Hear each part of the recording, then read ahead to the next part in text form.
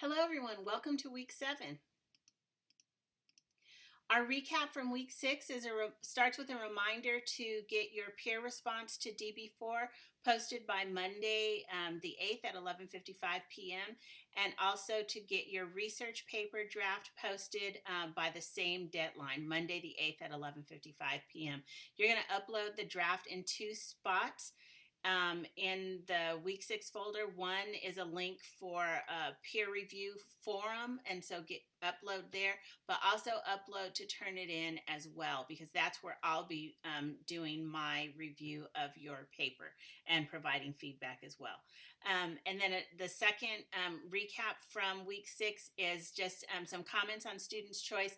Thank you all for really being thoughtful in your response and your take on the assignments and reading from chapter 10 and chapter 11. So it's kind of a mix. Some of you did kind of those data updates from the digital age statistics that were presented in chapter 10, and a few of you, or a couple of you, took a stab at discussing the critical thinking that we covered in chapter 11. So really pleased with all of those initial posts. I've responded to all of you, I think, at this point, and also included where I was able to find some additional resources. I did include those in my reply, and I actually posted an announcement to direct all of you to look at my reply to everyone, just so you can capture those additional resources.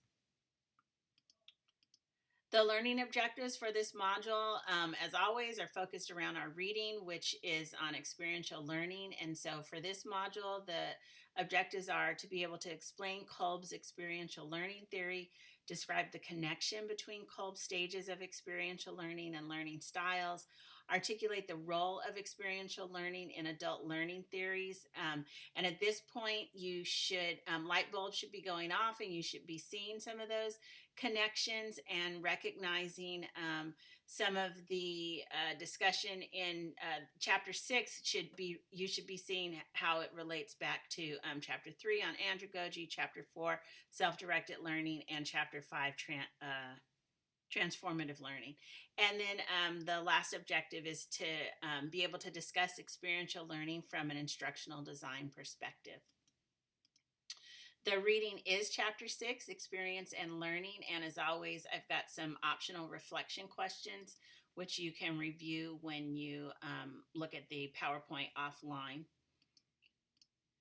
I've got a few slides here that are an overview of chapter 6, just to kind of supplement our presentation that we'll review from group 3 this week.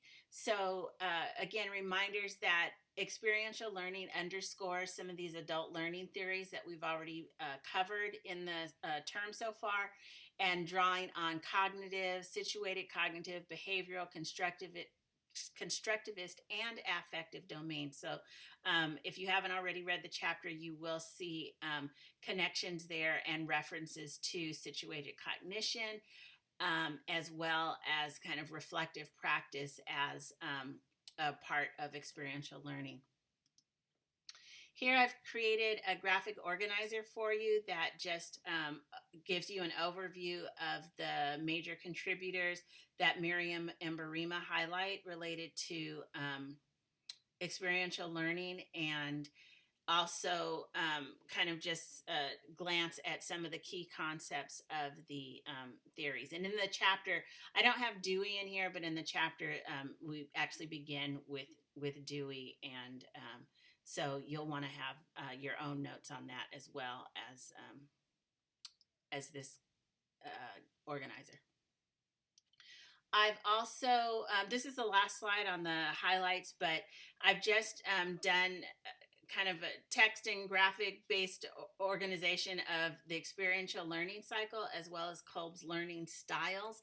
And you'll see this graphic also represented in the module 7, the week 7 folder, where I tried something new, and I had never used H5P, that integration, to create some interactive learning. in the module. And so I did that this week. I've created a hotspots where you can click on, not in this PowerPoint, but in the H5P version.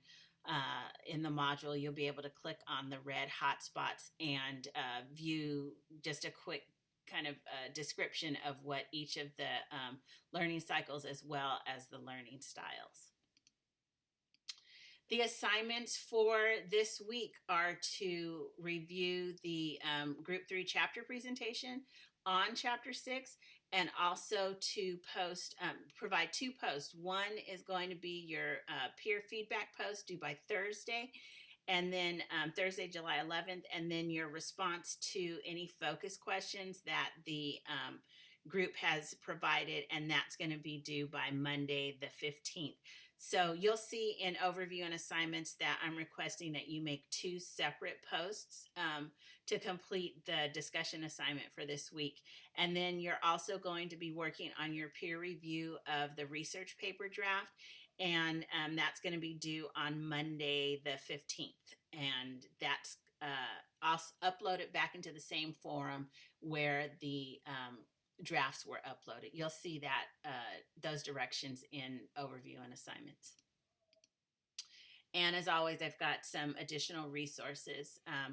Those that are hyperlinked out to on the internet are here, and then those that are downloads, you'll see those in the assignments page and also in additional resources in the Module 7 book. All right, that's it. Have a great week. I'm looking forward to reading your papers in draft form and trying to get feedback to you by Wednesday. So do my best. All right. Take care, everyone. Have a great week.